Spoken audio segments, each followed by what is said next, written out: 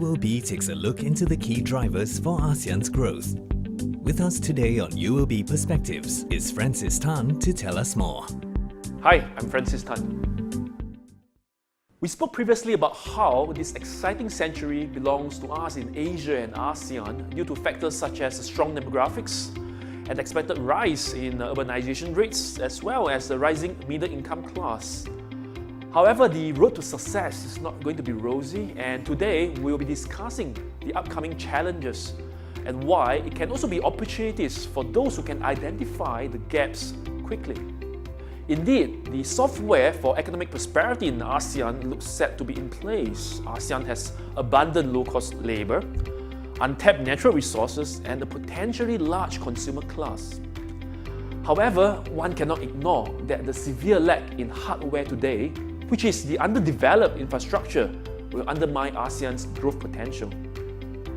Physical constraints such as the limited access to paved roads, railway, stable electricity, and even clean water, something that we often take for granted in the developed world, can limit the developmental potential of ASEAN economies. As such, for this decade alone, the Asian Development Bank predicts more than $8 trillion worth of infrastructure investment will be required in Asia, and of which over $800 billion of those in ASEAN. To illustrate the lack of infrastructure in ASEAN today, a McKinsey study shows that the value of infrastructure stock amongst ASEAN economies is at 49% of GDP, while most developed economies today averages around 70% of GDP. Now, while this falls short of the global benchmark by a large extent, the existing lack of infrastructure development, as well as the opening up of frontier ASEAN economies such as Myanmar, presents huge opportunities for investors.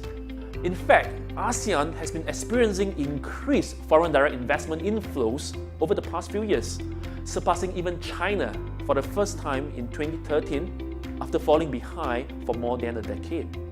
At UOB, we anticipate that the foreign direct investment flows into ASEAN will continue to gather momentum. In fact, we expect the stock of investment into ASEAN to nearly triple over the next 14 years to 2030. Now, with the software, such as the growing labor force, and the hardware, which is infrastructure investment in place, global companies will take special notice of ASEAN over the next decade.